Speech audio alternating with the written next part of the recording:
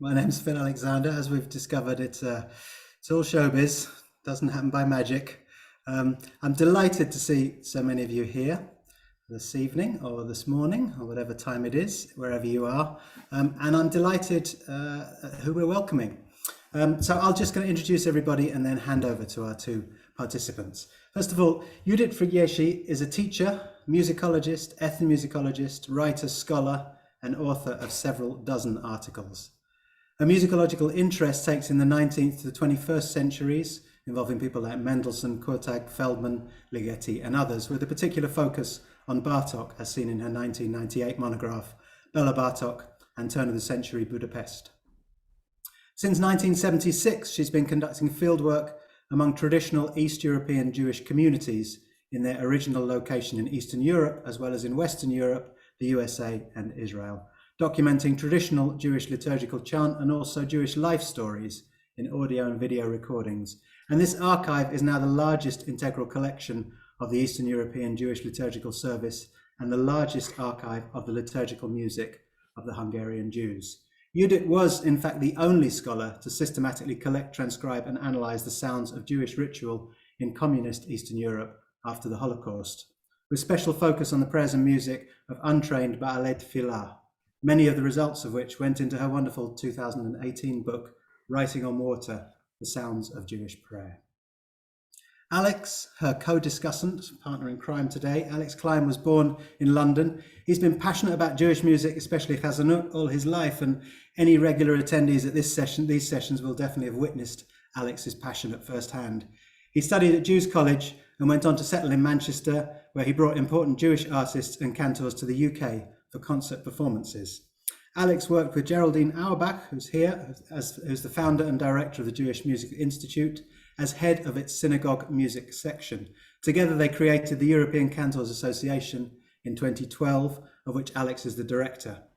As many of you know, the ECA runs Cantors conventions in European and British cities and organises other programmes, as well as a lively online series, The Voice of the Cantor. Over to you, Alex and Judit. Thank you very much, Phil, for those wonderful words. And it's a pleasure to be talking and interviewing, well, I wouldn't say interviewing, but talking to my friend Judit, because we first met in Hanover at a conference, and I was in raptures and in awe of the work that Judit did in Eastern Europe, and got into the essence of what I call the Deveykus, the real prayer, the small communities, the different people that were involved, and the emotions that I felt listening to her talk and to explain her work and involvement in this. Besides that, she's a great photographer, and the archives are especially important because I don't believe, I've never seen anything like the work that Judit does in a special way. And this sort of made me, this camaraderie or this special connection that we had together was because of that. It's very emotive, it's very moving, and it explains a lot about, especially the Hungarian Jewish community and the often lost small communities and their practices, and how they elevated themselves as baltafillers and prayer leaders from small little Stieblach with their own customs to the Kaczynski type shul, the big shuls in Hungary with masters like my friend David's chazan, world-class chazan Moshe Price, who was a young chazan then, and I believe archived, and in latter years, around about the age of 80, was also recorded for the Hebrew University or Hebrew Library, one of the universities in Israel. So without further ado, I'd like to hand over to Judit, who's hopefully going to talk about Writing on Water, because this is a significant book, and I started to read it and I started to get into chapters and reread it again, and once you pick it up, you can't put it down. So this is the way I feel about it. So Judit, welcome, and it's over to you. Thank you.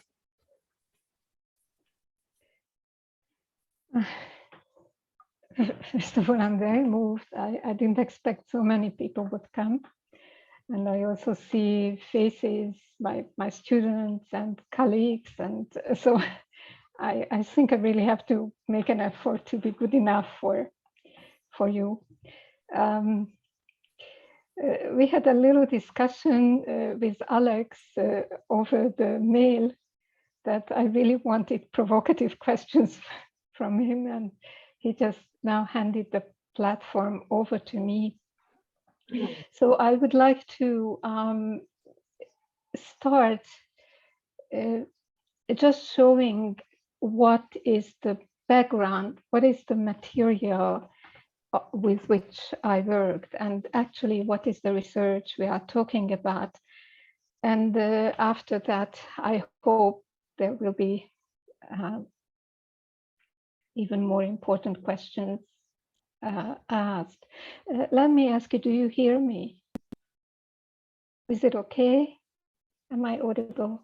Yes, all right. We hear you fine. So I would like to start with share screen or screen share. If I can do it, we had a little bit of a problem with this earlier.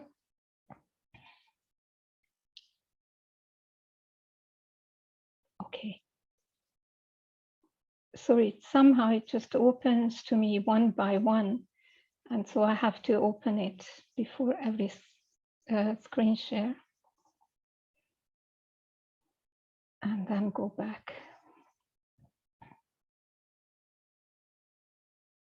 Where are we? Here. So hopefully, yes.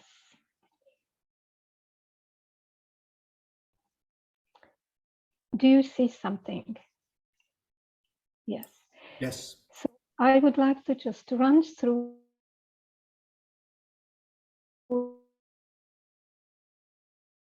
the pages of the catalog that is a collection of my my field work.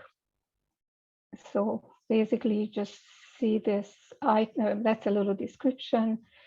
This was prepared for the Hebrew University, the Sound Archive of the Hebrew University, who were really, really a great help in transferring this material. So here it starts. Original recordings, there are 8 series. They were different periods, 9 series, sorry, because the videos are separate. Some of this I did with assistants. I will mention them later. And this is the first series. Now, you know, every number you see first, there are all kinds of numbers, and Zenatudományi Intézet, the Institute for Musicology in Hungary, and all kinds of numbers doesn't matter to us. And the name of the person with whom I did the recording, the persons who were present.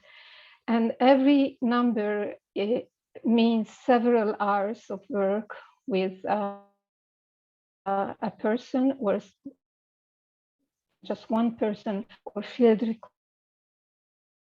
recording at the place where we went. It went on and on. I mean, anybody who tried that knows that one of these tape takes not hours, but days and days, and sometimes weeks and weeks of preparation to choose the person and to know how to sit with everybody. These are the Paris recordings. And here comes the Antwerp, which actually is not mine. It's all of them was recorded by Peter Locke Peter. And here we get to, I mean, so you just would see the dimension. Every number is hours. Well, sometimes 2, sometimes 3, sometimes more hours of music, because these are number of sessions, not of tapes. And of course, that's a whole history, how this is, how I moved from very simple and very, even then, outdated cassettes to gradually to reel, and then to dot tapes and all kinds of video Okay, so now these are two of my assistants. I mean, the most important person besides me was Peter Locke, with whom I started this research, and very few recordings are by him alone, but several were by both of us. These are the recordings of Balázs Déri, which some of you might know. Is a professor at the ELTE University, and he was actually my assistant, if I may say so, and did a great work documenting one Balt Fila. He documented another one, and there are some others. It doesn't matter. I go out of this. Basically, I just wanted you to feel that there really is a material of music. There is a large, this is a corpus of music, 60% of which is in the National Sound Archive or at the Institute for Musicology, mostly the same amount. And many had never been transferred because of all kinds of reasons. Now, I would like to show you something else. And again, I ask for your patience for a moment. Or myself to open this.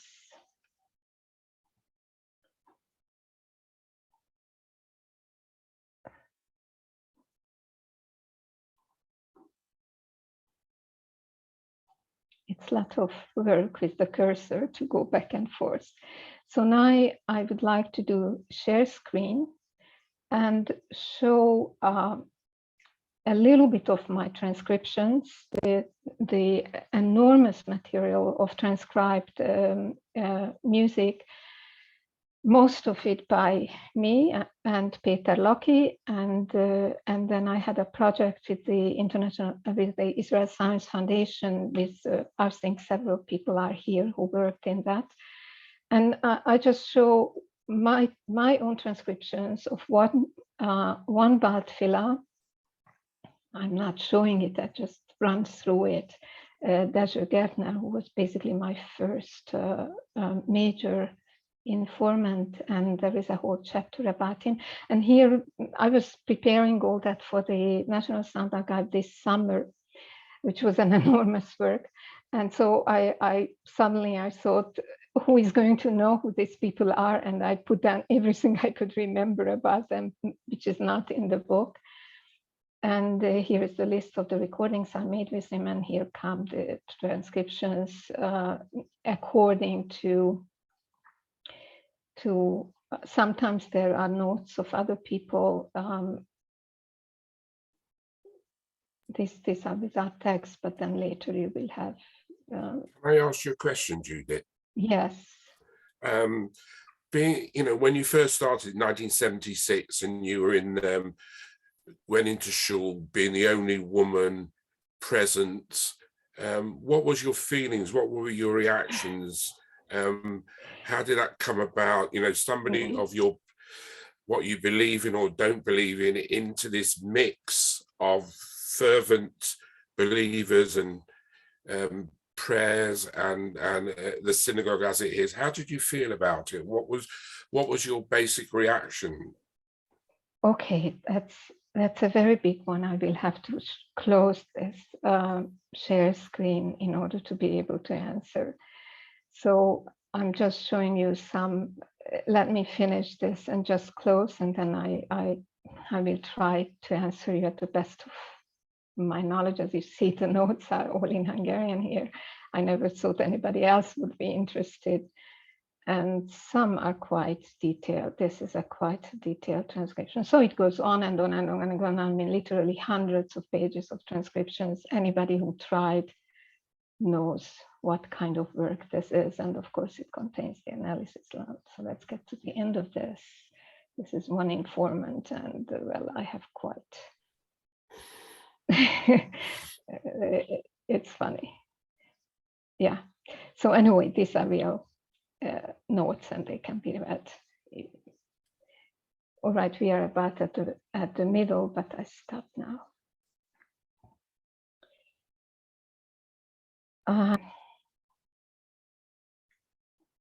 So what was my feeling?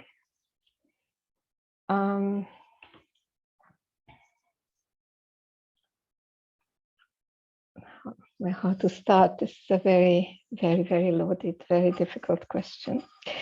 What you have seen till now is a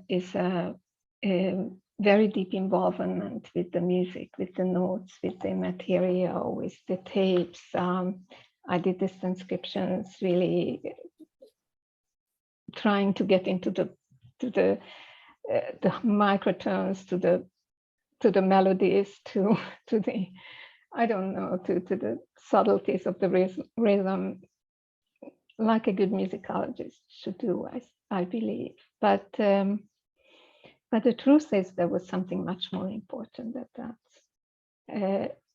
This was all very beautiful, very important, and I certainly don't want to minimize the importance of structure and melody and tonality. But what actually Alex asked was more important, which is beyond this, you know. Who was I in that situation? What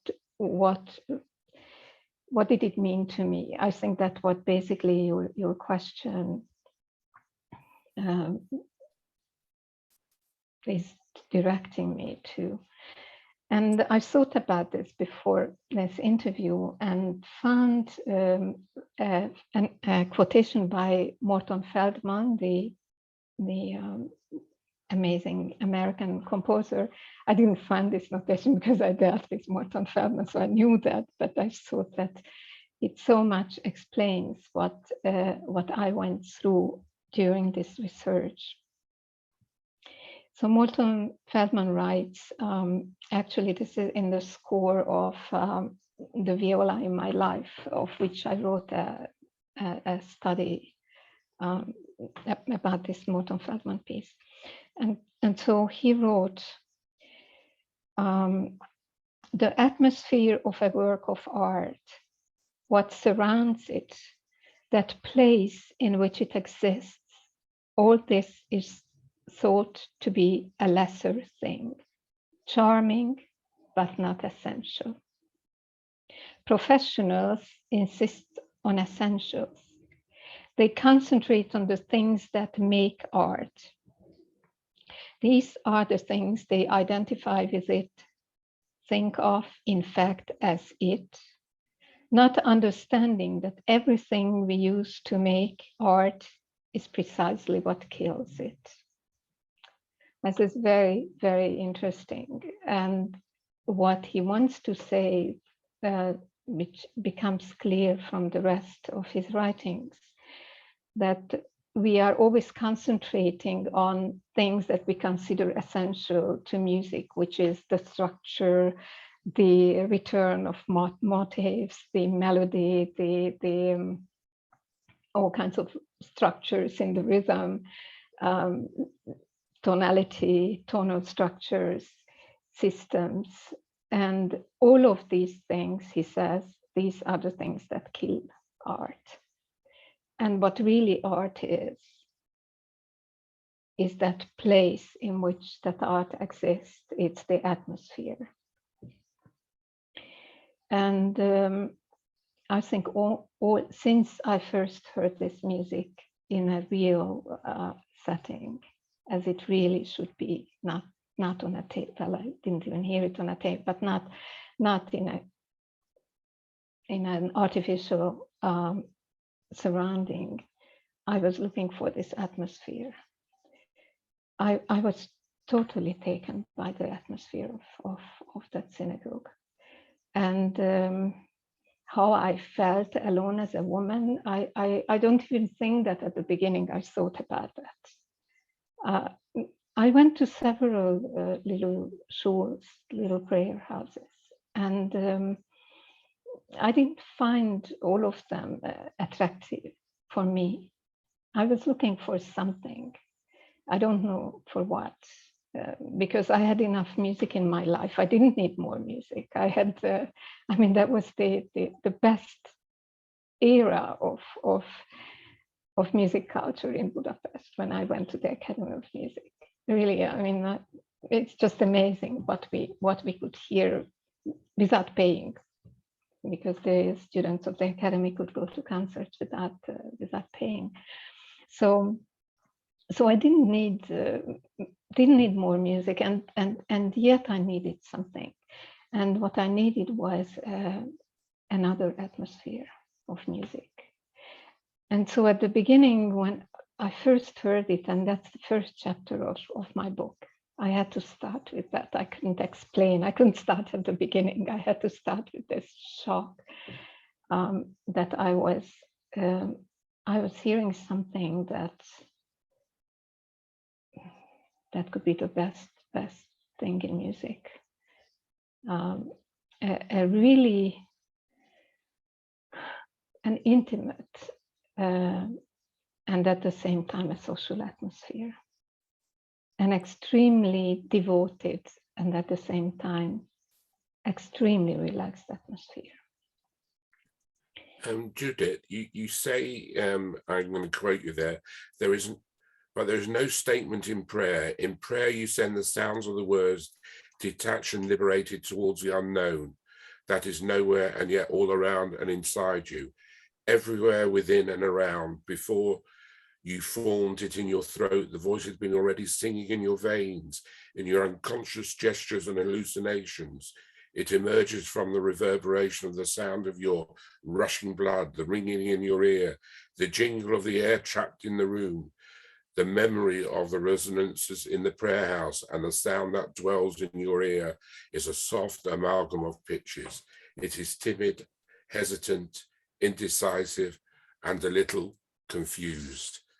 Can you explain that? Because I think that's so profound. Yeah, I think this comes in the chapter when I'm trying to analyze and understand these melodies and understand this whole experience. Well,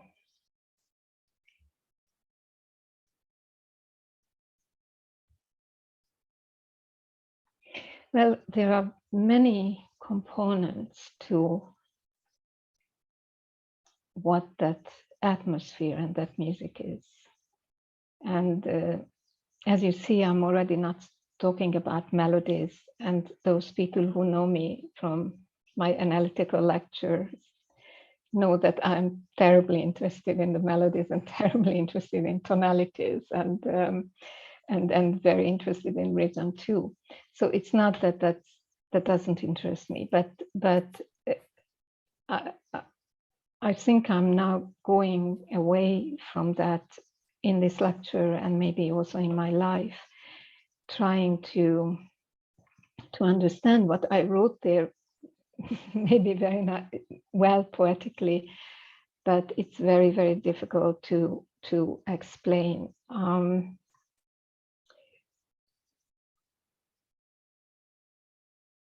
Maybe I try to play that music and try with an example, if you don't mind. This almost didn't work before we started, and so I really hope that I will be able to share this with you. Yes.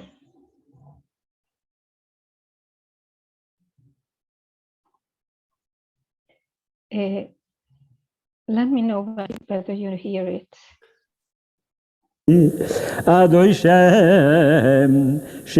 Yes, can you hear and see? Okay, yes. So I go back to the beginning.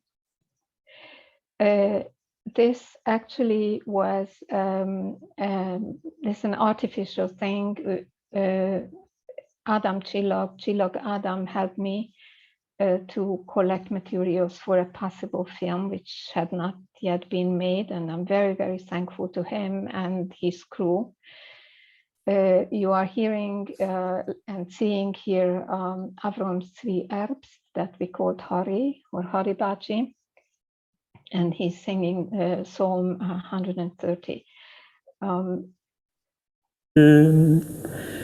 שיר המעלויס ממעמקים כרסיכו אדוני אדוני שם שימו בקולי תהיינו עזך וכשיבויס לכל תחתינוי ומעבוי נויס תשמו בבוריו אדוני שם מי המועיד כי הם חווסליחו למען תבורי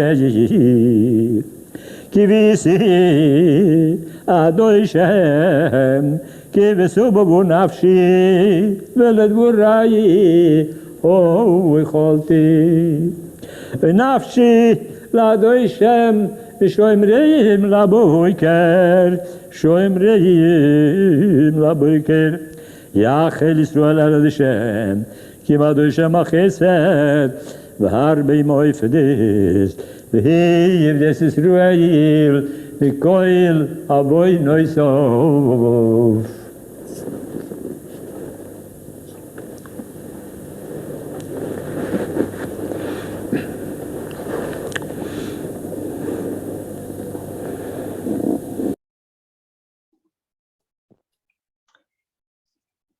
Now, this piece, one could write a novel just about this performance and the recording. One very basic thing that that I heard from him and from others, and it touched me very deeply, is that there is something extremely real about this performance. It's really coming from, in Hebrew you say from the beten, in French you can say that also from his stomach, from his very physical being. He's tearing the words out from himself, and you feel the concentration, the tremendous effort he puts in it, and the intention and the intensity to, as I know he would say, to be with the words, with the real meaning of the words, to really live the deeper and deeper and deeper and deeper meaning of every word. And the result of that is that that it's not a beautiful voice. I love this voice. I just love his voice. I love that it's not perfect. I love that it's not clean, but it's not clean. It's not clean. It's somebody who did not put the effort to make his voice pretty. It's somebody for whom something else was more important. And I don't know how to put that. I was tremendously moved by that when I first heard these things. People totally not caring, you know, his hands banging and really not caring about the final shape, the final, that beautiful, what you know we learn when we learn singing, that how you breathe and how you have to prepare and how you have to make it really perfect, which is also very beautiful, by the way. But you can see that that is really not his issue at all. Now, it's Deveykus, Judith. That's the difference. Deveykus doesn't necessarily mean that you have to have a musical structure. It comes from the neshama, as you're trying to explain. Yeah. And this is what we see precisely with this, as opposed to a trained chazan reading musical notes and sticking to what he or she knows. So that I think is what you're trying to say. It's from the neshama, and it takes from the kishkas right through to the voice. Without it doesn't need structure. Yes, that's one thing I wanted to say, that kind of, you know, when we make art, and it's unavoidable, we have hundreds of filters and systems, and you know how you have to write to an orchestra, or even poor young composers have to write string quartets, and there is all this tremendous weight of the million string quartets that have been written, and how you have to handle the chat. So this was a musical expression that just didn't have any of that. Not, I can't say any, but very little of that. That just let it be, because that didn't matter. But that's not the whole story, because if you listen to this recording very carefully, not just the first time, you can see that he's also going in and out of that. You called it Deveykus, so being one with God. He's going in and out of that, and sometimes I don't want to play it again, but I could even point out, and I also know him, and I know his facial expression, and I know how he stands. So that sometimes he's as if he would step back, asking himself, "What am I doing here?" and should I really do this? To be so deeply involved in the prayer when it's not a service, but it's only for a film.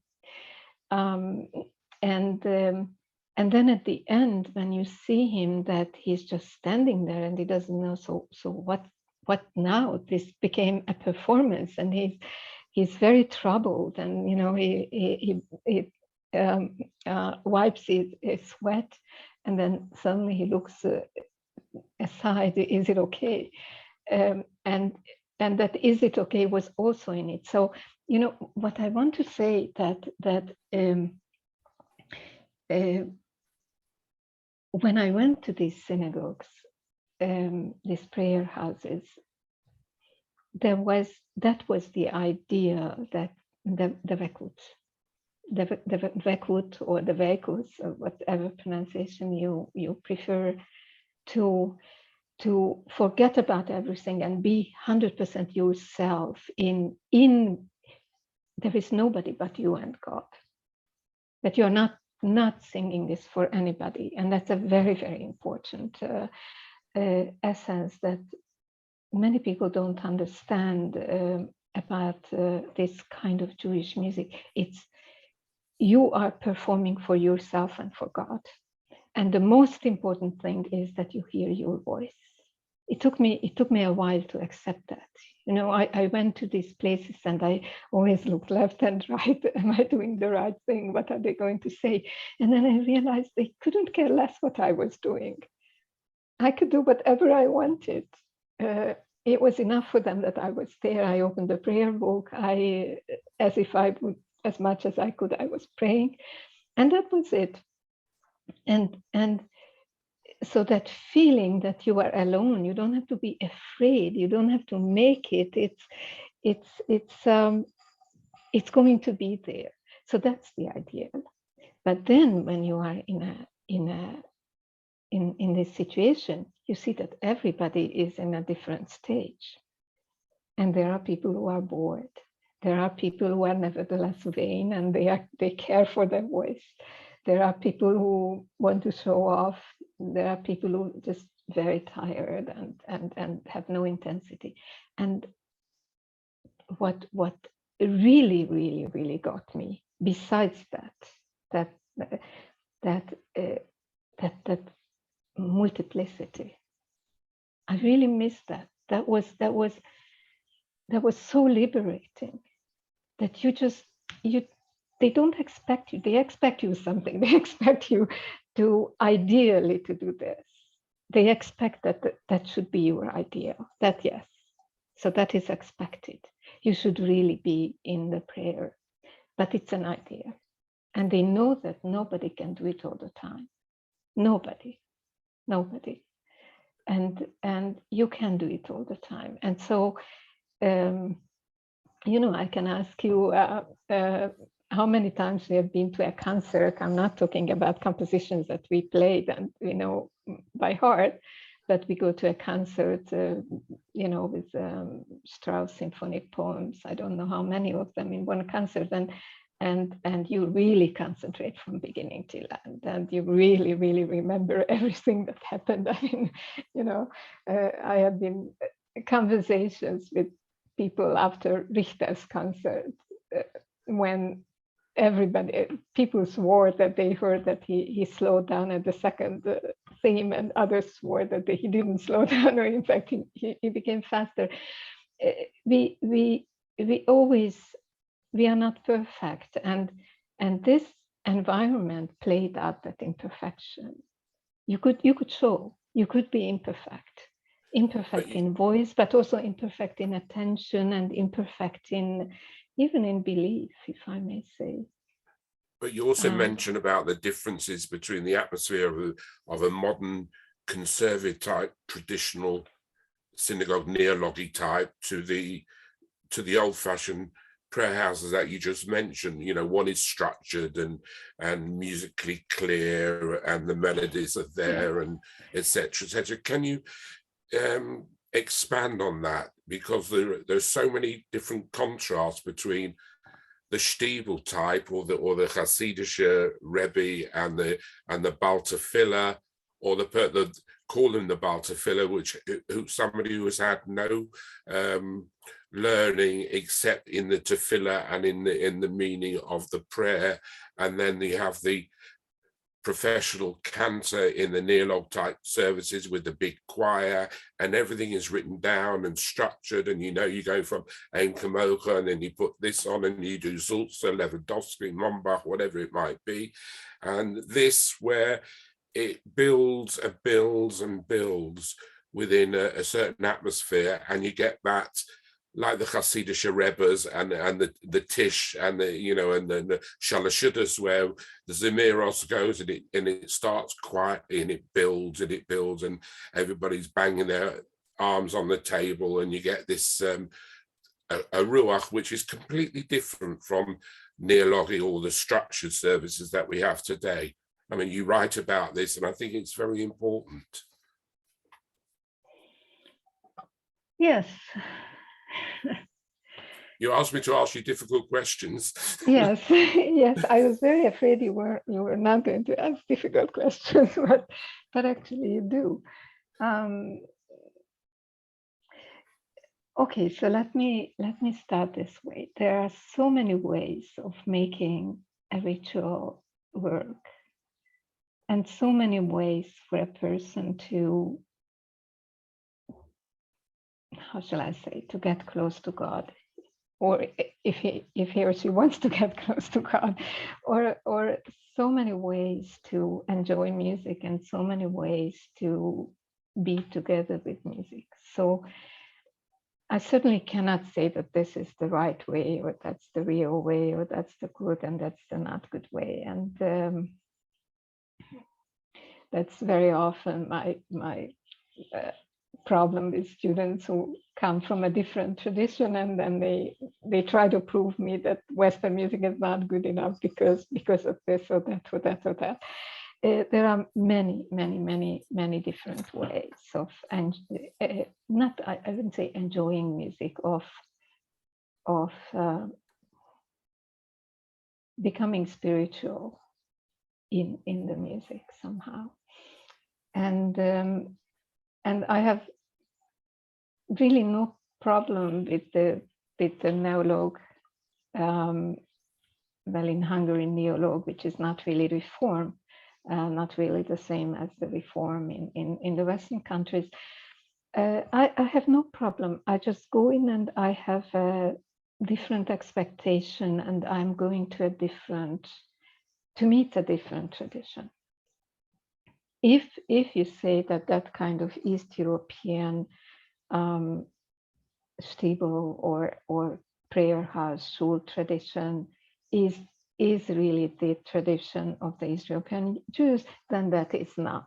But of course, both are in one way or another.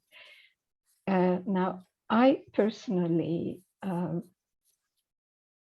that's a very personal thing, and nobody has to agree with me, but I'm scared to death when I go to a ritual where I have to be totally silent, and everybody is silent, and you have to squeeze yourself, that God forbid you drop something, and or the chair is going to squeak, and what's going to happen. And and when I go to a Jewish service, which is like that, I feel very uncomfortable. And also I felt uncomfortable in some Catholic services. And the most I enjoyed in the Catholic services when I did research in Gregorian chant in Solem. And in Solem, they built, it's not an original, it's a neo structure. They built a church which has an amazing echo. So there is never silence. There is always, everybody is silent, but there is always echo. And there I sort of felt at home. So, you know, it's not just a question of this religion, that religion, this tradition. How to create an atmosphere, it depends on many things. But I was really looking for that, a real mass of voices. And to me, that was liberating. So if I think there is such an unbelievable beauty in that. Many people go in and say, this is noise, you know, I can't hear anything, because they are not used to it. They don't know what to listen to. And they don't know that they have to find themselves. That they go into these very old stuff, that there aren't many like that. Maybe among the Hasidim there are, I suppose. Where you go in and it's just a big noise. And if you go in with the expectation that I go there to hear nice music, then it's a terrible disappointment. But if you know that it's an atmosphere that gives space to you to be yourself in prayer, if that's what you want, if that you don't want that, don't go there. Then of course it's amazing, and it's extremely inspiring. So I don't know whether this was an answer to what you asked. I really love that. I just and I'm homesick for that, because it's very hard to find. But you also mentioned Kaczynski Street Shul and a specific chazan called Moshe Price, and you know you quoted as saying, you know, this young, vibrant chazan, you know, very moving. And again, you can say with someone like Moshe Price, who was in Manchester, and we know him, and we have recordings of him. So and there was an interview that was done, I think, around about the age of 80, and it's in the archives in Israel. I mentioned it to you before, but that someone like that, could that person like a Moshe Price bring that atmosphere of the personal Stiebel type davening into the bigger shul, even though the service may be more structured? Or would you walk into a shul like that and tam, as they say, no atmosphere, or you only find it, or you've only found it in the Stiebel type old style davening of the men in their 60s and 70s, who from the old school, as opposed to maybe some of the younger elements that we have today? Well, that's a very complex question.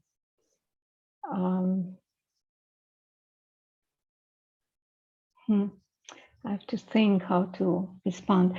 I met Moshe Price and I recorded him in the States, but I didn't meet him because I wasn't alive. I didn't meet him when he was really in his prime in Eastern Europe. So, you know, what you are asking, I'm still planning in my head how to answer, because it has many different aspects. I mean, one aspect is Moshe Price. I don't know how he was singing at the COZ Institute. I heard people praising him, and he was an enormous sensation. He was there for a very short time because happily for him, he realized that a Jew shouldn't stay in Hungary in those years, in the 30s. So he left very fast. And then, he was singing in congregations which are much less Orthodox than the COZ. So I don't know that by the time people started to record him, actually what he represented, whether he really represented the Moshe Price who was singing at the COZ. That's one part of the question. Now, the other part is that the COZ is a very, very special shul. It's not typical of anything. It is more like a village, somehow a huge village praying together. And it's also, I wrote an article about that, but it exists only in Hungarian. It's also, the acoustics of the place is extremely special, that it allows for little groups to be, not have a separate service, not to that degree, but it a huge space that allows for people to have their own little companies there, because everybody is praying. And actually, I know that was the situation even when I used to go there, that there were tiny little communities. Now, within that setting, you have a Hazan who comes in, a very young person who comes from the Daven tradition. I can't even imagine how he was singing. I really cannot imagine what was going on there at that time. But I know that these great Hazanim often said that really I only could pray when I went back to the place where I came from. But we don't have those. We have the recordings that they made in the studio. And my feeling is, from the little I know, because Roth told me things, and I remember Moshe Weiss was not a Hazan, but who was an amazing rabbi who assumed, like in Yamim Noraim, the high holidays, the rabbi assumes the prayer leader during the Musaf and the Nila, and maybe at several other places too.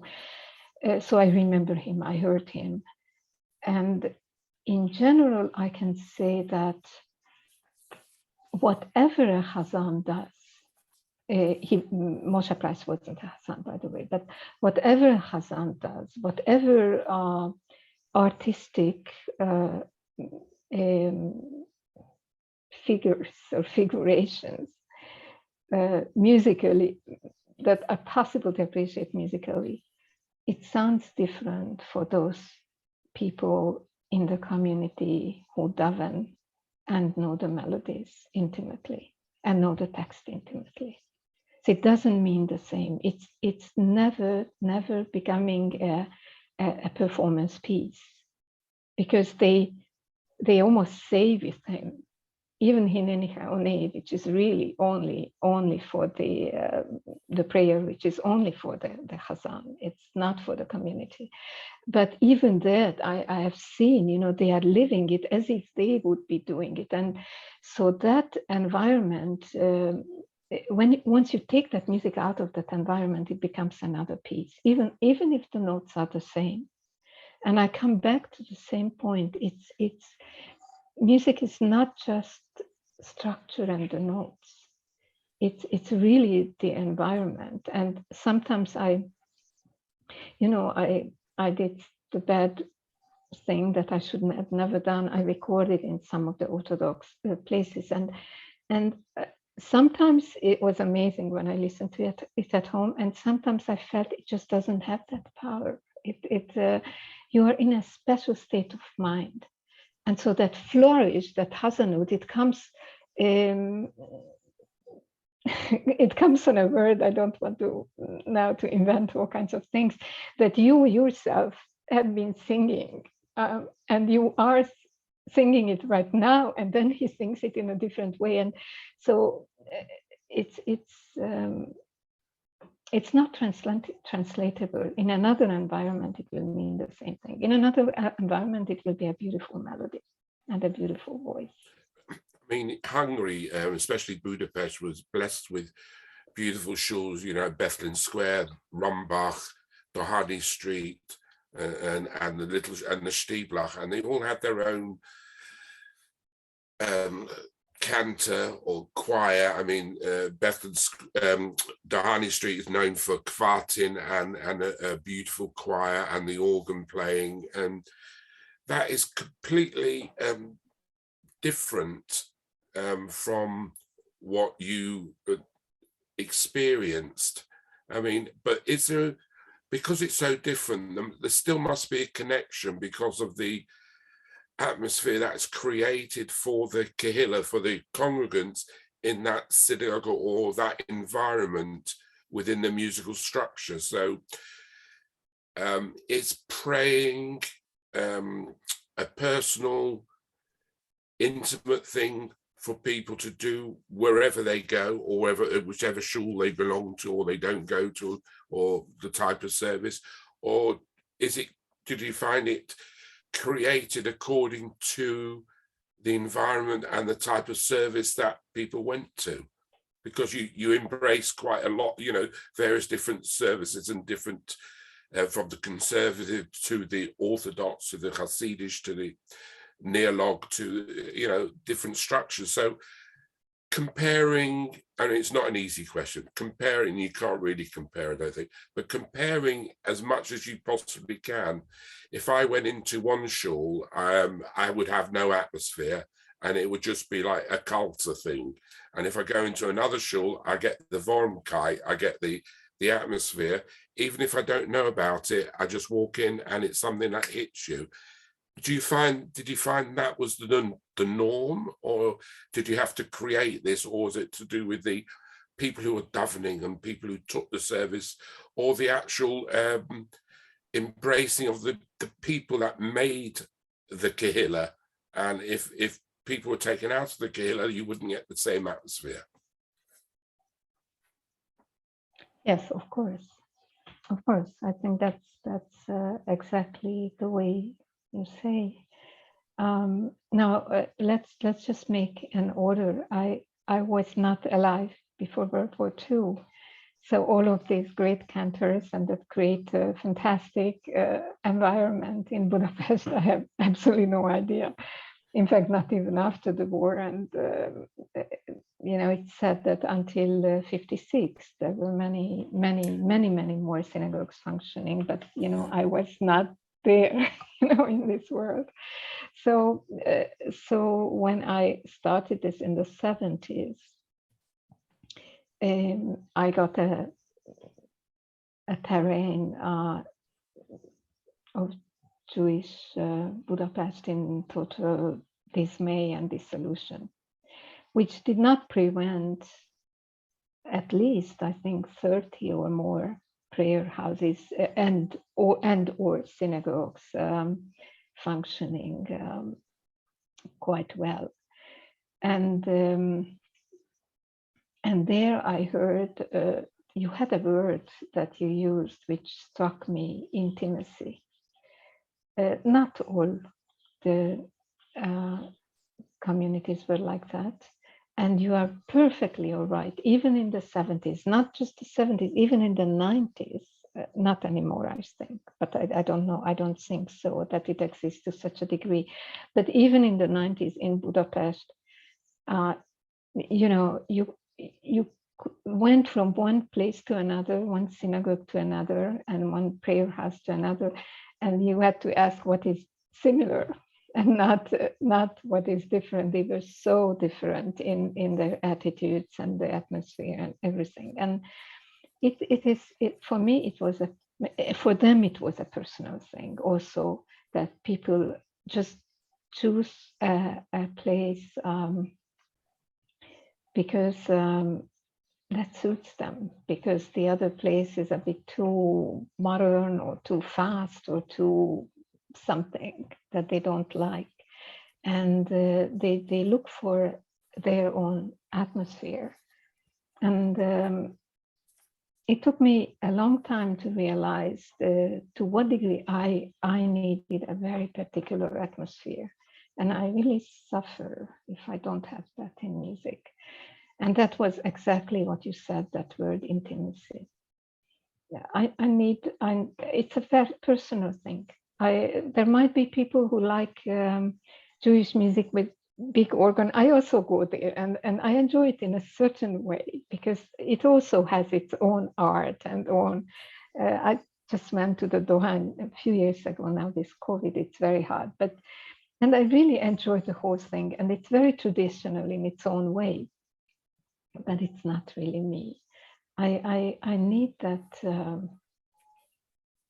You know, when a musician is playing on stage, and I'm going very far because a person in the prayer house is not a musician playing on stage, but still, it's a very hard place to be because it's extrovert. You have to give. But at the end of the day, you have to play for yourself and forgive me for saying for God. So somehow you have to be, I can't say you don't care about the audience, but at some level, yes, you don't care about the audience, and you just have to be true to the piece and to yourself.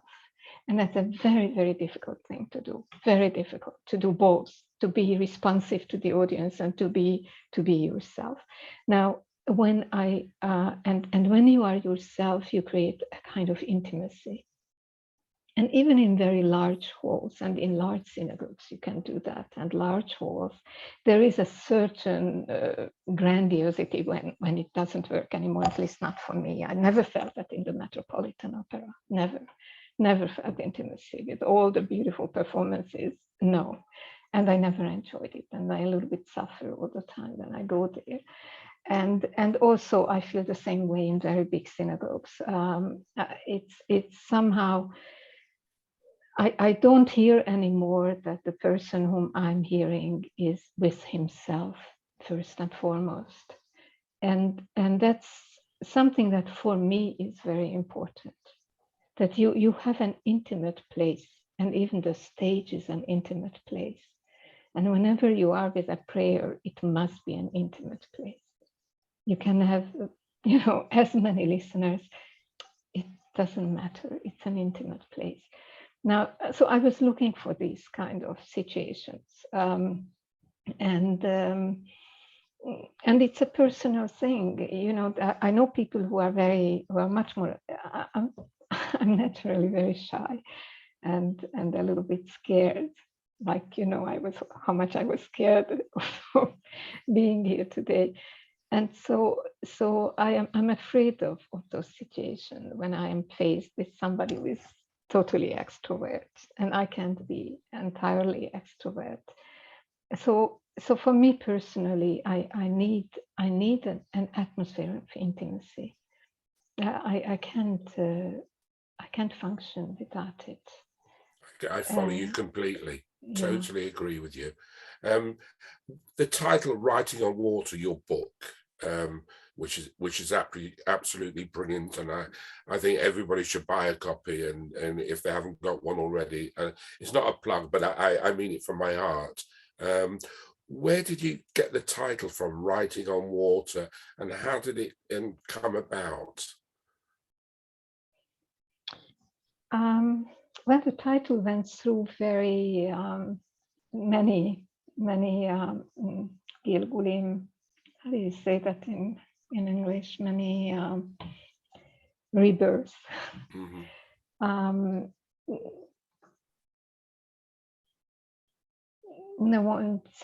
At some point, silence was in the title, and words were in the title, and curtain was in the title. I don't know.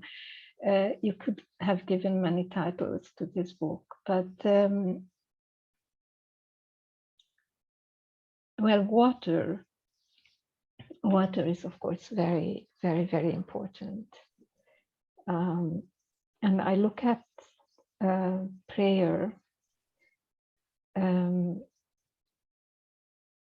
this kind of music really as water, as something that's very, very obvious. You have waves, yes, little waves in the river, but it's never the same, and all kinds of things can happen if you are looking at the surface of the water. It's always moving. It's always the same and always moving. And in fact, I know for sure that the water image, which is very, very important. I mean, I might say that in the Jewish philosophy and mysticism and religion, the water is absolutely basic. And there is, of course, the good water, and there's the water, the flood, and the water that, you know, the waves are already above my head, which is something very terrible. And the water, which is the life. Of course, Bachelard had this wonderful philosophical book about water and the arts. So it's not just for a Jewish thing, but it's very, very important. And I really feel that there is an aspect of the prayer that evokes infinity. I can't get now into that, but it's the way it's structured, and that is something I actually can show in the structure. Yes, I was thinking that you've got audio files, and we played some before, and I think that will explain a lot more, and people get the understanding. So, could you play some of the files and some of your findings? Okay, something that would illustrate that.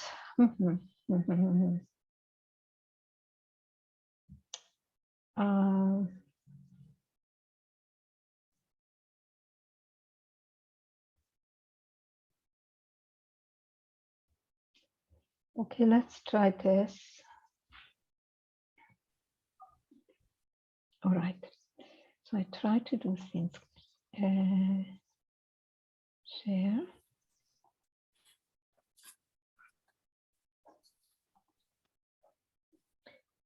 And I'm going to show a way of reading. This is going to be the reading of the Haggadah, which is really not a good timing for that now, but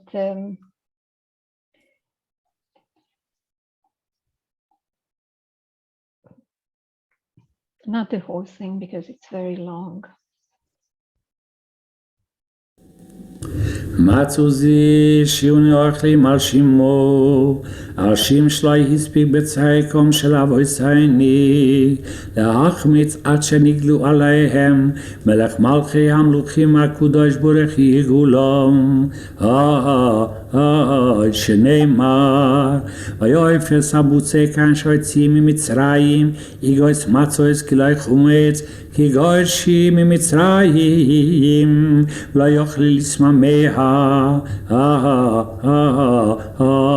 וגם ציידו לא יוסילו הם מורר זה שיוני אוכלים על שימו אשים שמוררי המצרים מסחייה וסייני במצרים שנאמר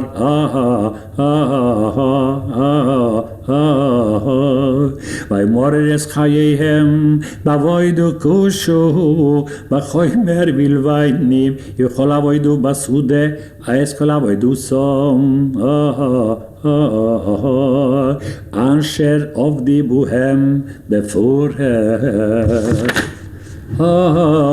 בכל דור ודור חיו ודום לירויס עצמוי כי להיוצא ממצרים שנאמר והגעתו לבינכו ביום לאמור ובזה אוסדון לי בצאצא מצרים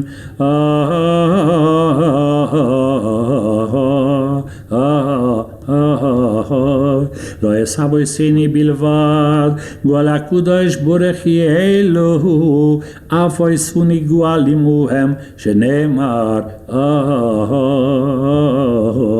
ויועסונים הויצי משם למען הובי אויסוני וססונס אורז אשר נשבע לאבויסייני לפיכך אנחנו חייבים להודות להלל לשבח לפועל לרוימם להדל לבורך לאלה ילקלס למי שהוסו לאבויסייני ולונס כל הניסים האלי והציונים ויבטיס לחייריס מיוגון לשמחו ויבל ים טוב ויפעלו ליאור גדול ומשיבית לגילו ונאמר לפוניו שירו חדושו hallelujah. Okay, that's maybe a good point to stop because he's starting the Hallel now.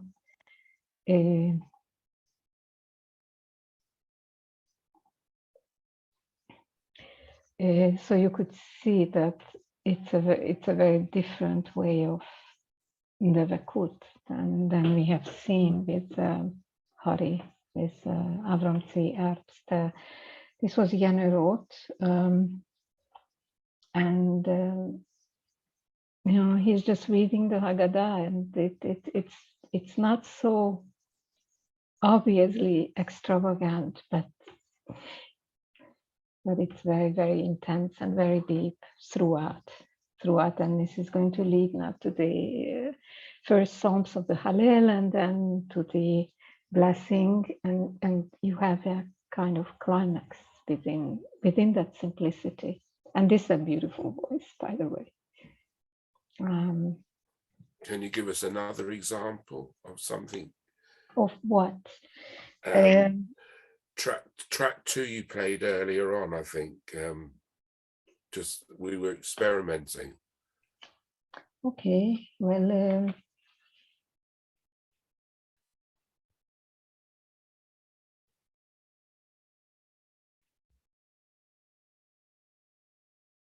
okay, let's do this.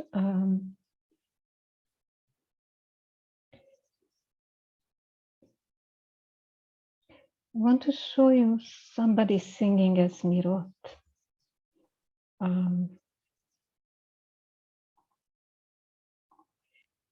And that would be, again, something else, because it's a song and it's much more obviously gestural, but at the same time very delicate.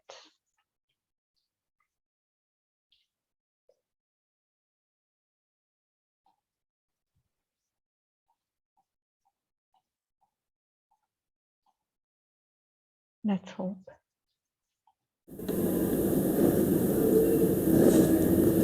הפעם תולבגוי היין.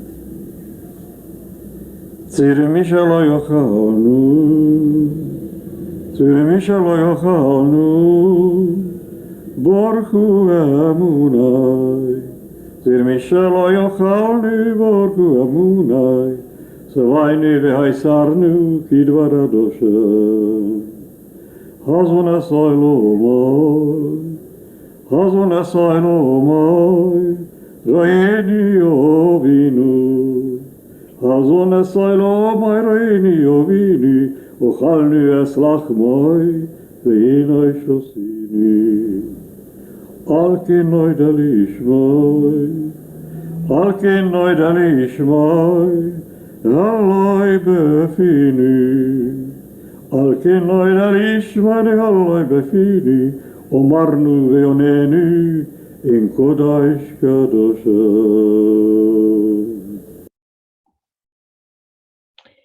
So, I mean, the Dr. Laszlo Mészáros in Prague, and I just find this amazing. The intimacy, it's really a voice inside, and at the same time there is so much in it, you know.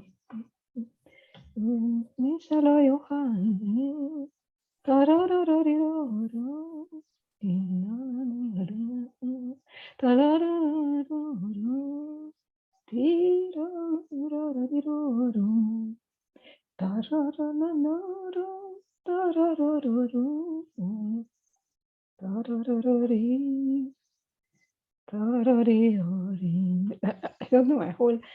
I write this about this song in the book. It's a whole universe. It's a whole universe going from thinking to being happy to almost ironic, almost ironic, and then going back to something very sad. It's really amazing, and he's singing it with an amazing amount of gestures in his voice, but at the same time the whole is covered with this intimate, deep voice. Okay, what else do you want to hear? I think what we should do now is maybe opening up to the floor, and people might want to ask some questions. So I think Phil should come in here and do that side of it. And if anybody wants to ask questions in the normal way, put their hands up or gesture, and I'll leave that part to you. Judith, what can I say? I am in awe of you and what you've done and what you've created. Personal, atmospheric, beautiful, and the music is something very, very special. And what you do is really near and dear to me, and something that I felt needed to be said again, not just in Hanover or wherever you give lectures, but on a wider for a wider audience. And thank you so much. It's been such a pleasure, and I hope you weren't too nervous. You're amongst friends and people who respect and love you for what you do. Thank you so, so much. Alex, I thank you. These were just wonderful questions. You guessed what I was able to, and I wanted to talk about. Thank you. Certainly would echo Alex's thoughts. That was wonderful and very moving in many, many ways. Thank you, Judith. I'm just going to go in order of people as I see them. Charles, do you want to unmute yourself and comment or question? Yes. Hi. That was wonderful, Judith. I have two questions. Number one, how do we get a copy of your book? And number two, I'd like to know how your experience as a Bartók scholar has affected or influenced your ideas about shul music. Okay, to get a copy of my book, I think if you type my name, Judit Frigyesi, and Niran, maybe that also helps. Writing on water, the sounds of Jewish prayer. I can show, maybe I can, no, I can't do that, but I can show the cover. No. What do we do? I can show the cover. It's not so difficult. All right. So let's do it, because they really did a beautiful job. I think it's available on Amazon, Charles. And it's available on Amazon or all kinds of book depository or whatever. Okay. Let me do this screen share and to show. This is the cover. As do you see? Yes. So that's how it looks. Writing on water, the sounds of Jewish prayer. Good. With my photographs and my design. So I stopped. So that's the answer. And then as a Bartók scholar, I don't know whether Vicarius Laci is still here. There might be some people from the Bartók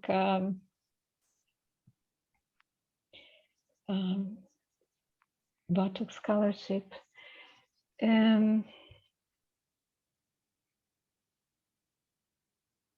Well, like I have a very special attitude toward Jewish music, I have a very special attitude toward Bartók. It took me a long time to see that I hear other things in this music. where people hear and play Bartok's music as very extrovert, and I hear something else. I really feel that all of it is about dreams and about the inside, not just about emotions, because emotions can be extrovert too. And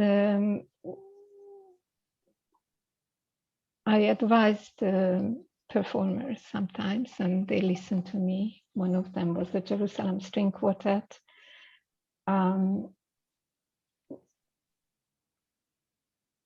It is about dream.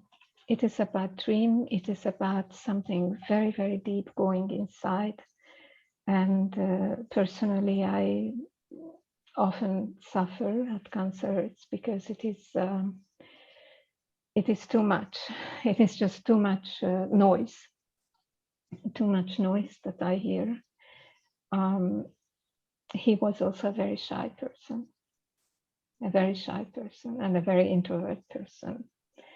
Now, sometimes shy people can shout and they need to shout just because they are shy, but I don't think that's happening in the pieces.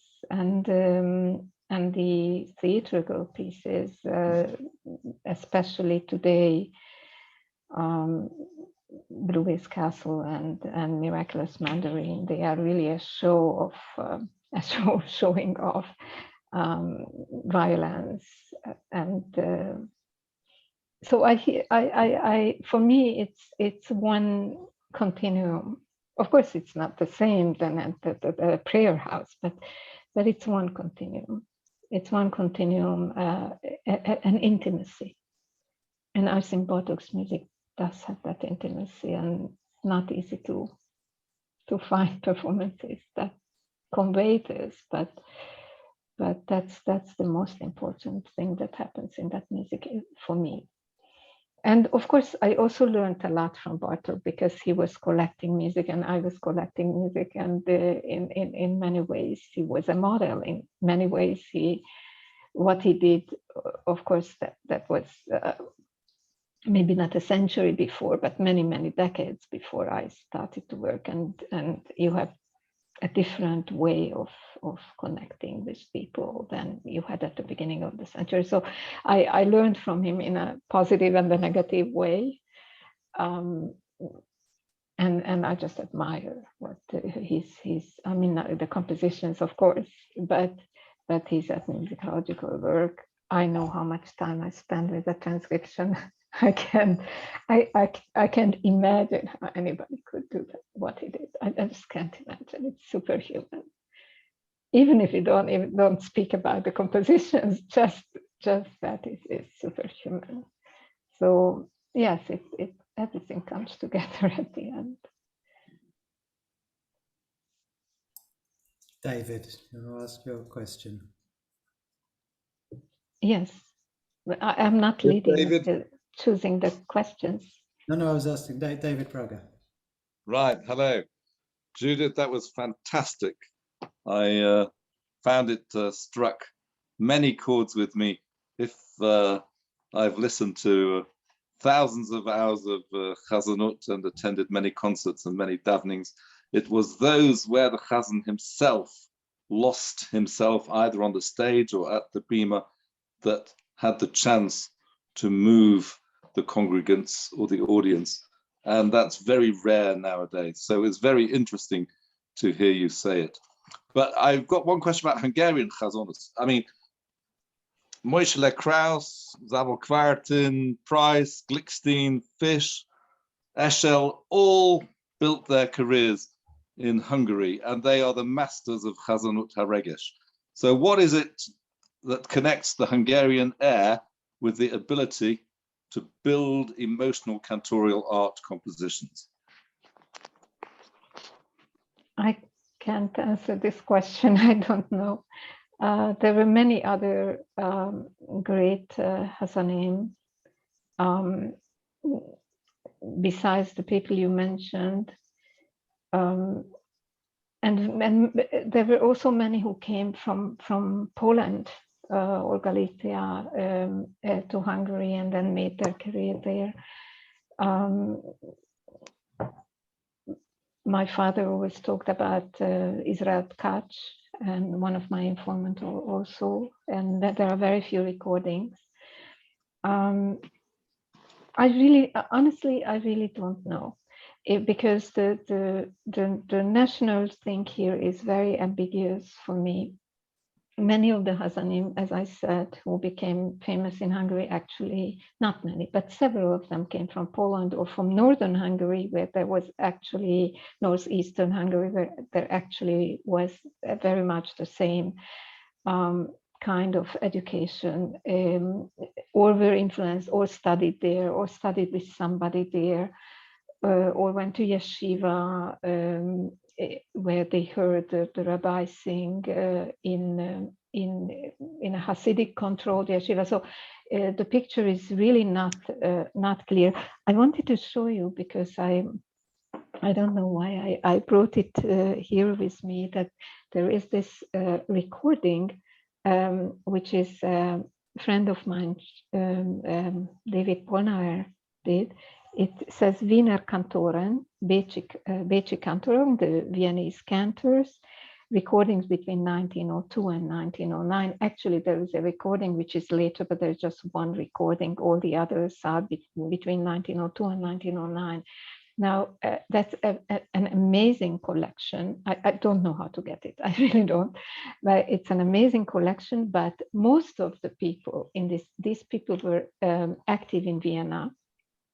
And most of them, all of them recorded in Vienna. And still, I don't know, 80% of the names and the people are from Hungary or from surrounding areas.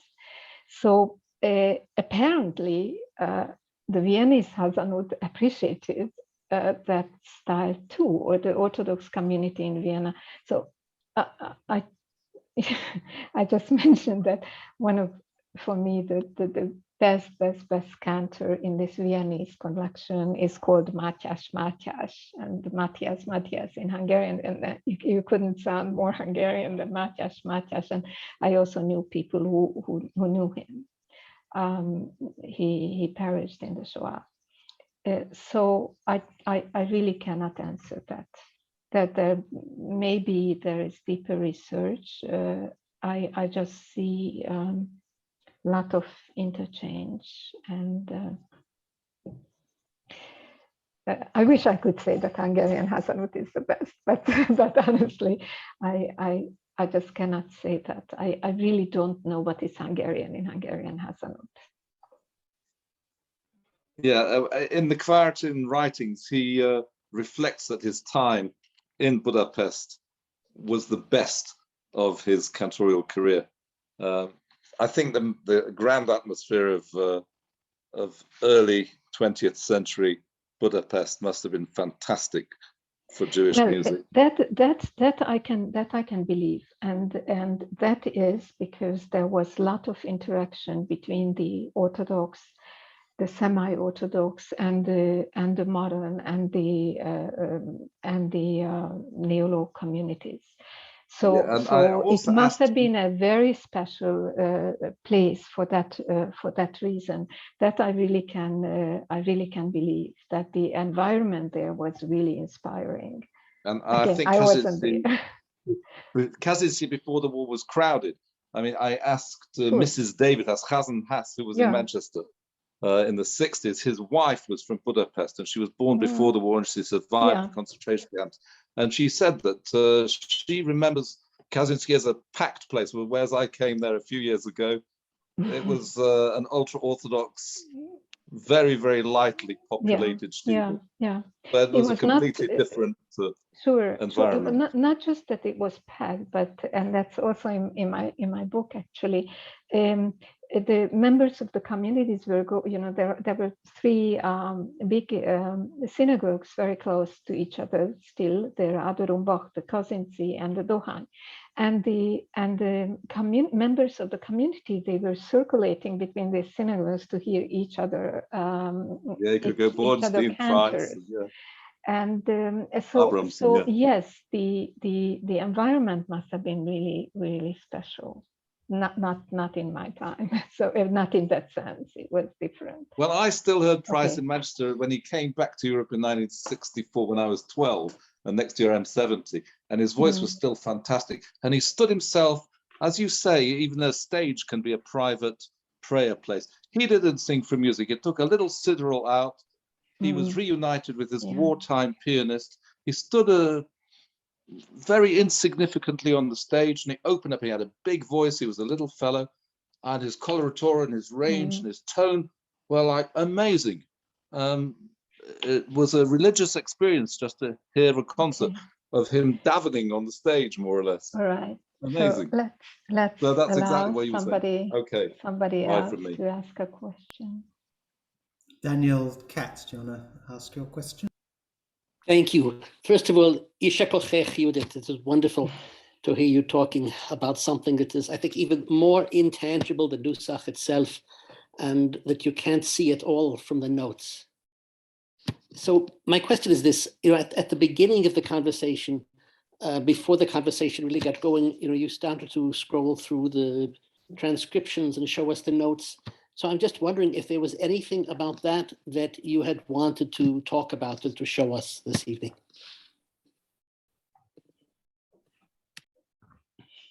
Well, I'm a great transcriber. And I taught transcribing, and last year I had a class where with a few students we were transcribing several Jewish melodies. It's a way to, these are big words, but it's a way to know yourself. When you have to transcribe, I'm not even sure it's mostly important for preserving. It's of course it's important for preserving, but I mean, at this point, our chance to lose the digitized transcription is at least as great as to lose the digitized recording. So I really don't know anymore. But it's a way to to ask yourself what you are really hearing, and I learned. I didn't speak about that here, but there I was telling to what degree actually just to focus on the melody and the structure is not important, but the truth is that at the end it connects.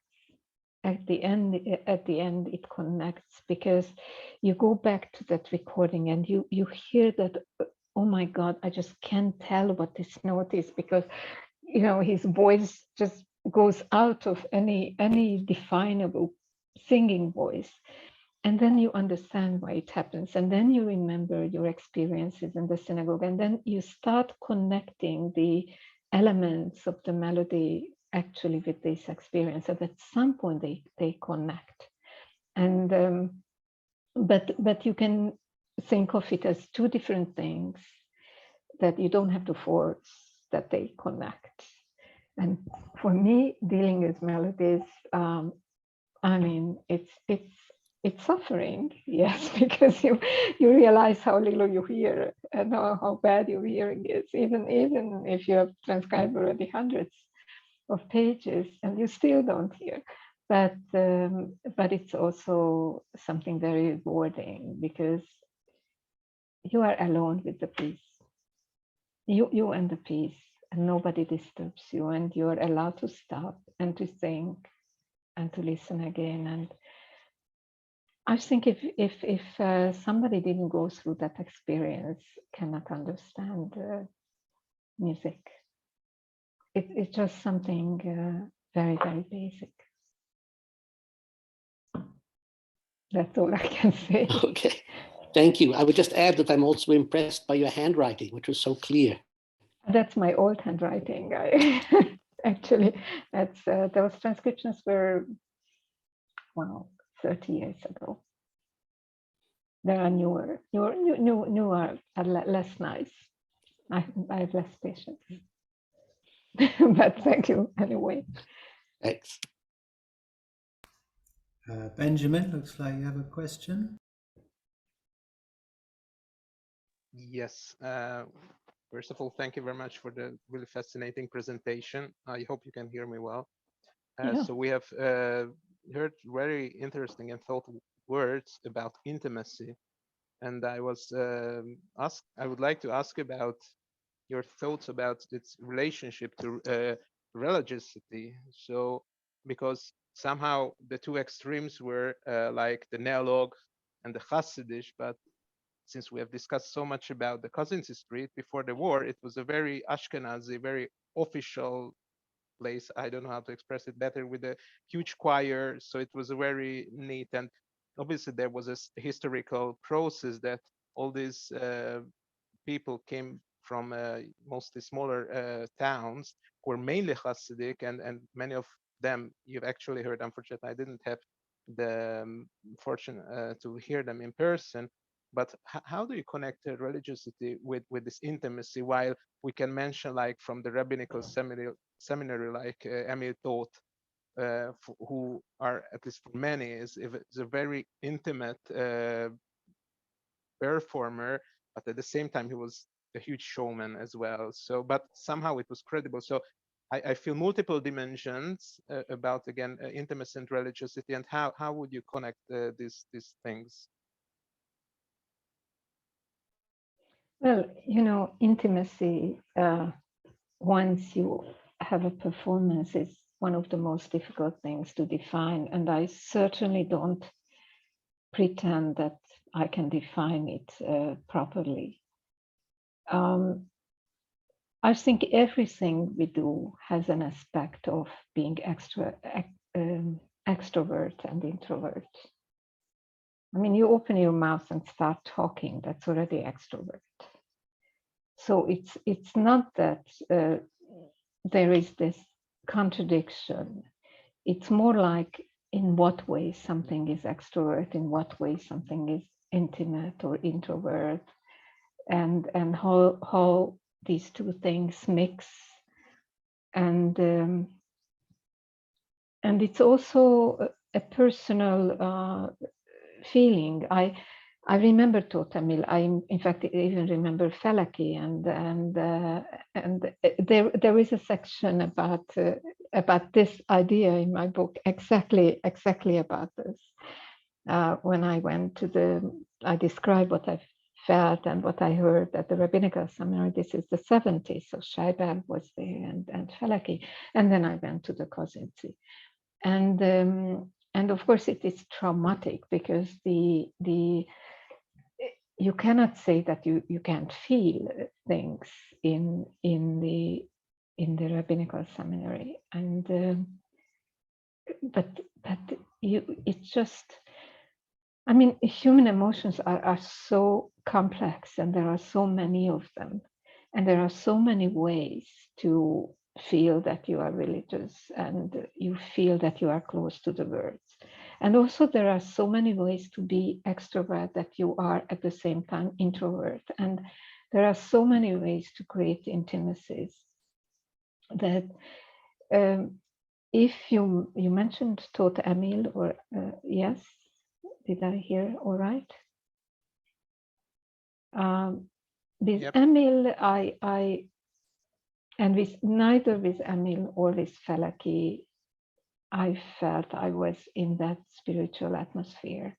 I was in the Kozinski Street, where I felt the most moved at the seminary in the 70s were the choruses, when we started to sing those songs together. That was something very special. But it's a personal thing, you know. I cannot say that other people cannot feel in another way. It's very, very personal. Yeah, of I course, have my just own personal need for intimacy in a more or less public setting, and for me, what happened in Kozinski Street was better, and I have that in Western music too. You know, and that's why I just don't feel good at the Metropolitan Opera, and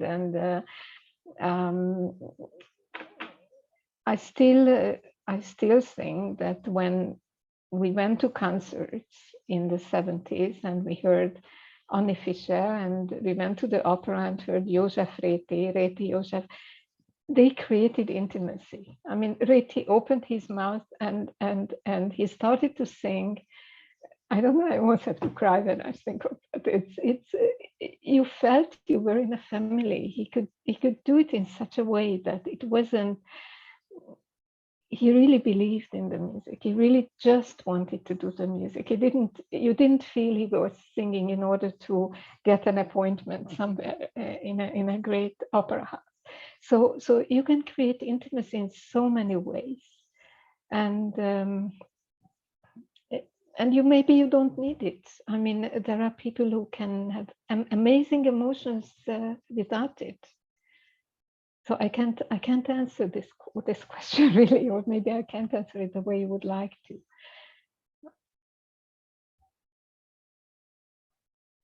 Okay, thank you. I'm sorry. No, I was curious about your thoughts, not the... But you know, it's thoughts. My thoughts are really this: that it's a very, very complex interplay of things. Very complex interplay. It's an extremely complex interplay of what's happening within the person who's performing, within what's happening in the audience in a general sense, what's happening in the whole, what's happening in the time, and what's happening in you. And out of this many complex situations, something is created. And on the whole, I think, and this I really just add in a parenthesis, I think we lost a lot the intimacy of performance when it is really performance. So when somebody is there and you are listening. And it's not just the Zoom, it's the loudness, it's many things. I rarely feel the kind of intimacy, even in very religious synagogues or prayer halls. I just don't feel that I used to feel. Now, maybe if I went to a Hasidic community somewhere, I would feel it. I don't know, but then I'm not welcome there. So, on the whole, I have a feeling that our need for intimacy, either we don't have that need or somehow we lost it. That it's what is appreciated is that, well, it's clear why it's happening. What is appreciated is that we bring in more people to listen. So the idea is bring in more people and bring a bigger audience and an even bigger hall and an even bigger synagogue and maybe an even bigger community. And so, and something gets lost. These people I recorded, I didn't say they didn't care how many people come to the service, because sometimes there was barely 10. So I can't say that wouldn't be true. But at the end, they didn't care. Once they had the minyan, they didn't care. They really just wanted to pray. And they wanted to teach the young people. Yes, that was also there. But that wasn't the most important thing. The most important thing was, just to pray. And again, I go back. I remember in concerts when I know that the performer, you know, when Laszlo Polgár was singing, what was in his head was not that, oh, if I sing very well, then I get an invitation to I don't know which opera. He was just happy to sing there. Again, it's never 100% like that. Of course, you want to get an invitation, but while you are doing it, you are 100% there, and you are not there because you want to achieve something else. You are there now and do it now, and much of this, I see this is sort of getting lost in many not just in religion, in many things in our lives. Now that's a very personal note. Don't you don't have to believe it, or you don't have to take it, but that's how I feel, an old woman, you know. So thank you. yes. Thank you once again. Thank you.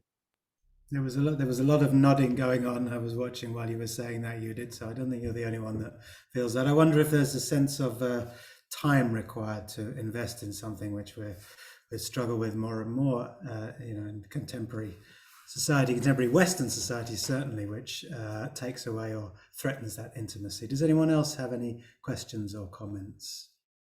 Agnes, I think, had a hand up. Oh yeah, sorry, Agnes, go for it.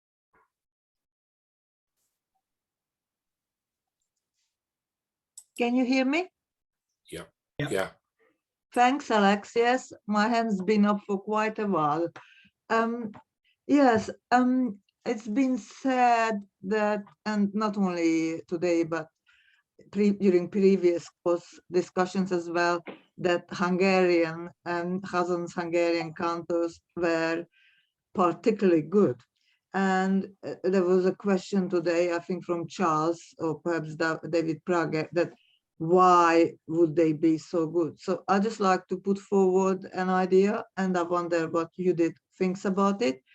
Well, music education already in the first half of the 20th century in Budapest was very, very, very good.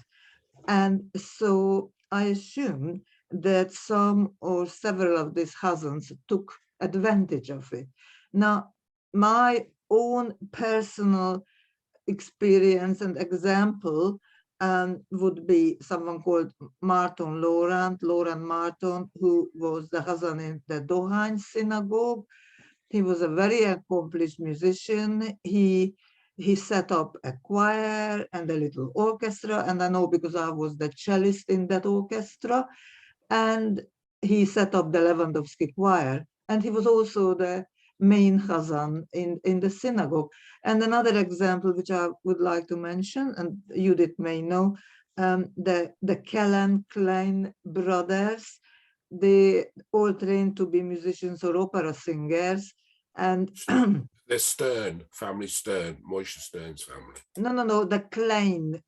Yeah, Klein, but it's the Stern family, yeah. It's from the same okay, family. all right then. Okay, I mean, just to round up my sentence quickly, Tibor was an opera singer, and then he became a Hazan and went somewhere to Toronto or somewhere Canada. And his younger brother, Erwin, he was an excellent pianist. He studied at the conservatoire when I studied, and a very high quality pianist. And then he turned into a Hazan, and that's what he did for decades in the Csáky utca, Hegedűs Gyula utca synagogue. So my point is that a lot of these Hungarian Hazans took advantage of the excellent music education in Hungary. And I wonder whether Judith would agree that perhaps that's one of the reasons why a lot of people think that Hungarian Hazans were so good. Thank you. I don't know. I mean, I have my personal stories with Klein, Erwin, but they don't belong to this. He was a wonderful person, and I miss him very much. But there's nothing I can say. I have no knowledge of who of this, especially the Orthodox milieu, which Baltfila was educated musically. My impression was that most of them weren't. But I don't know.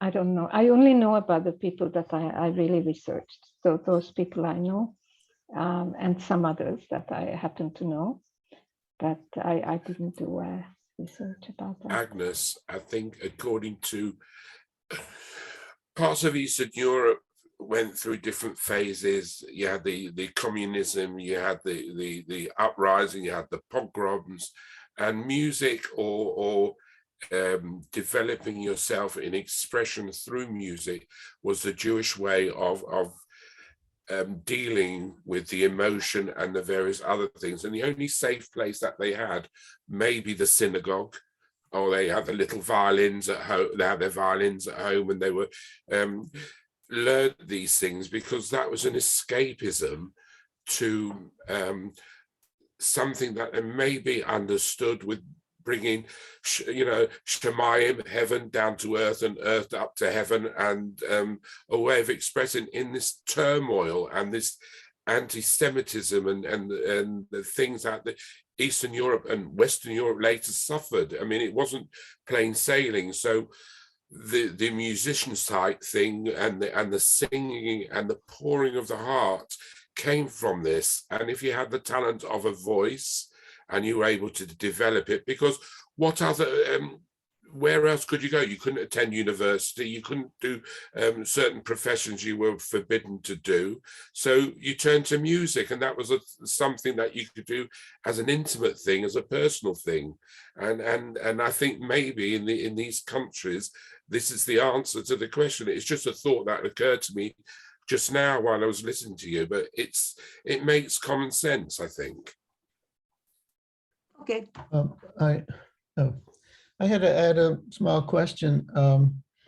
Judith, when you moved to Israel and you encountered all these communities, and I'm sure you went to a lot of different services, did it strike you that what you knew from Hungary was exceptional, or is it just like, oh, this is just another case of things I'm seeing all around me? That's a very difficult question, because going to shul is also an identity question and a personal question, right? And okay, I can give a global answer, but Sure. But I'm not terribly proud of this answer. That most of the so to speak, Orthodox or Kippah Sruga or that kind of places, I didn't feel comfortable, and I think I can say why. But there were also this attraction of many non-Ashkenazi communities that I was interested in, and very often I wanted to go there, where I was a total outsider, and it's not even relevant to our questions. But what happened in Israel was, first of all, in Israel, I didn't need to continue this kind of research, because I came back to Hungary every year, at least for the summer, and I built up. That's also in the book, slowly, because the people died in the meantime when I was persona non gratis, and I couldn't come back to Hungary.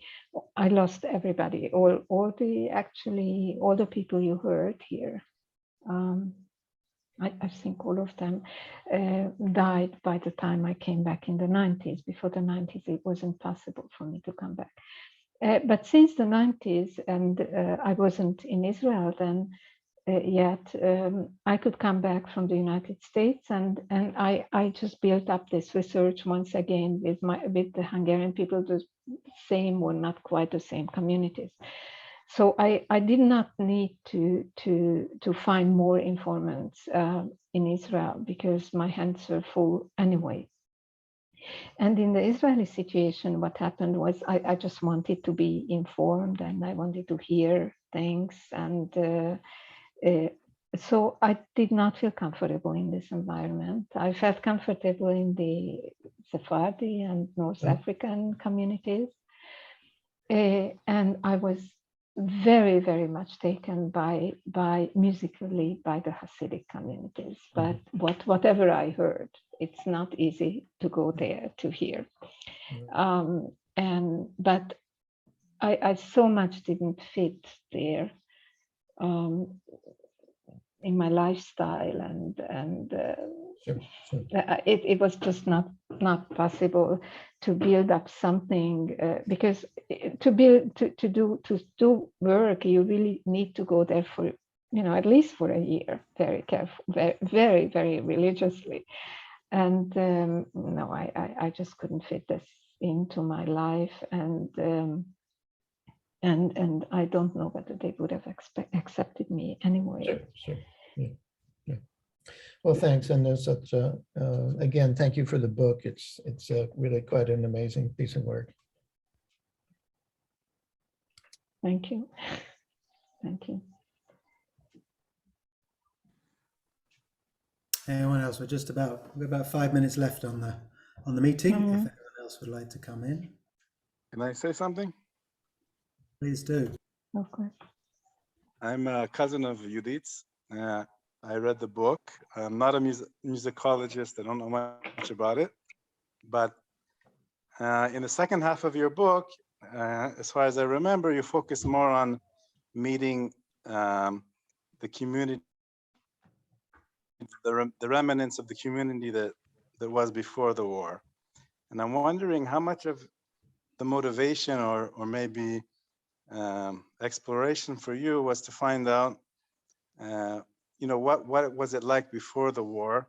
There's an undertone in the book of a lot was lost and the culture was lost and maybe this was your way of connecting to what you felt was lost. So that's what I wanted to ask you. Yeah, it's a very relevant question. Now the book has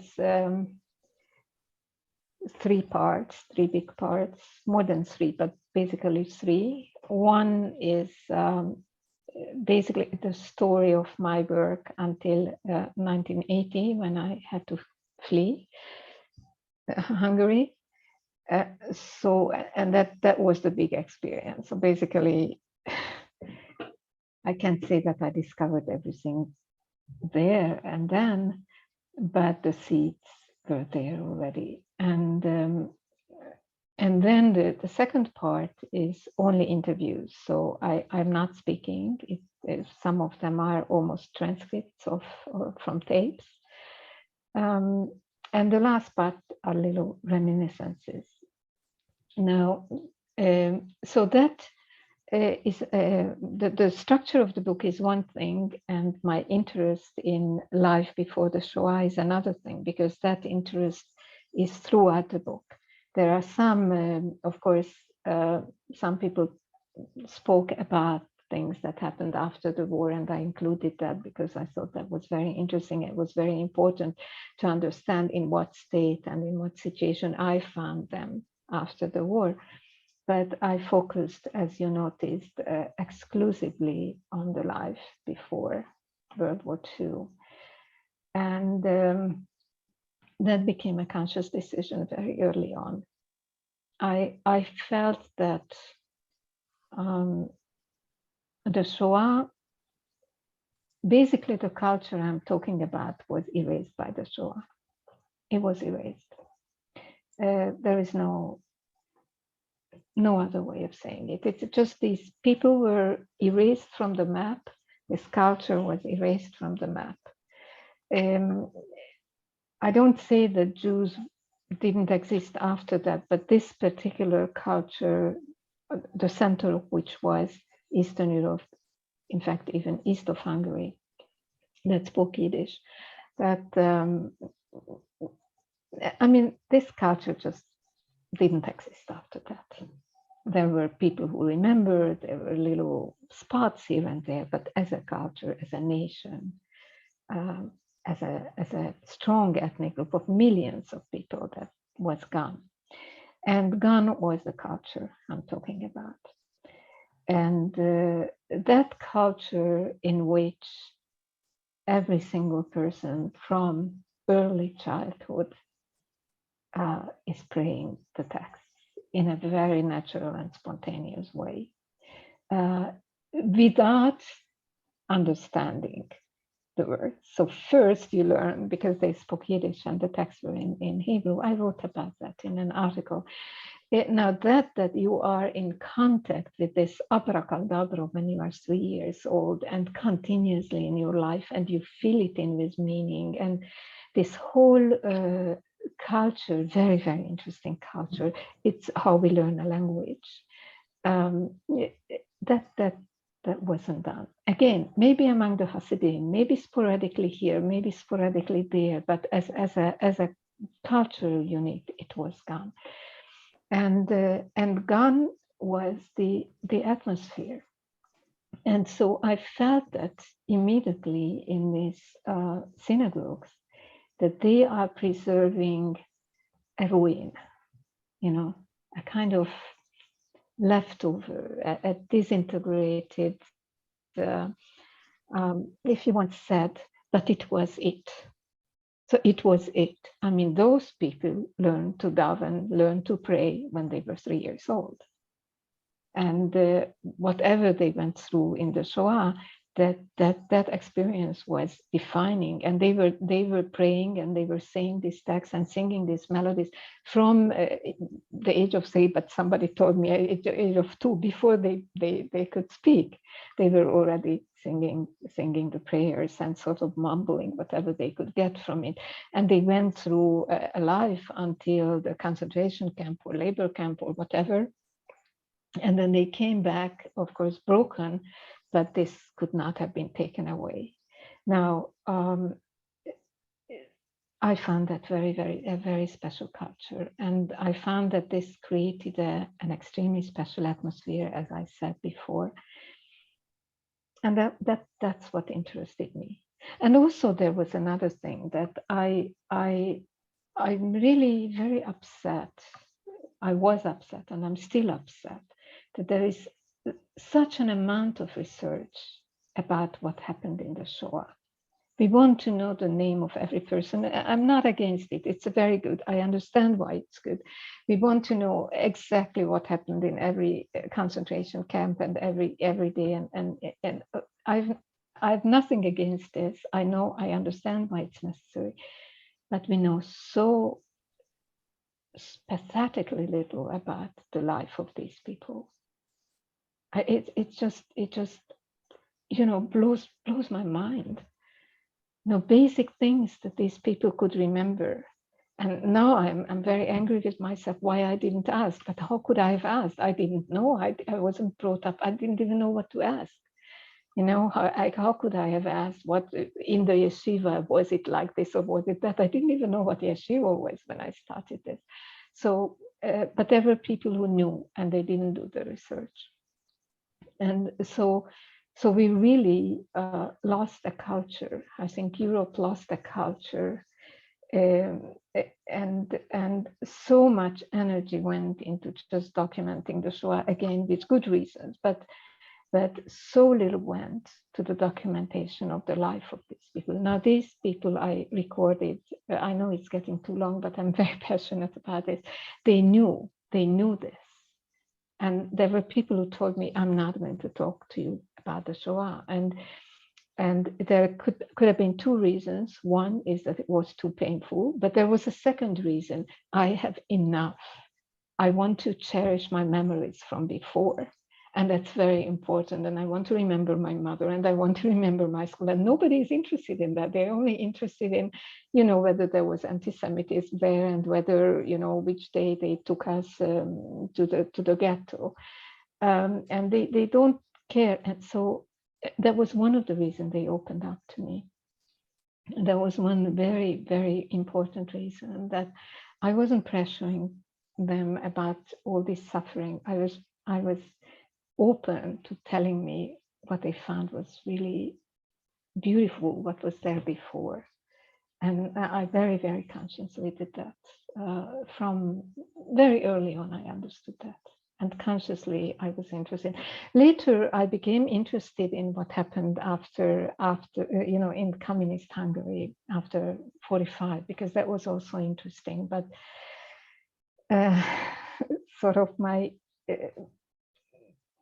I didn't have enough time to document that. And that's also, things happened in the 70s that I was part of, which I would love to document. And I know people who were there at the Jewish Renaissance of young people in the 70s. And even that is not documented, or documented very in a rudimentary form. So but for the music that didn't interest me, that interested me for social reasons. So yes, my question is yes, absolutely. That was the only thing that interested me, and kaha. And really, thank you for coming. I'm just very moved to see all these friends and to see my family here and my students. And I don't know. I'm just so grateful to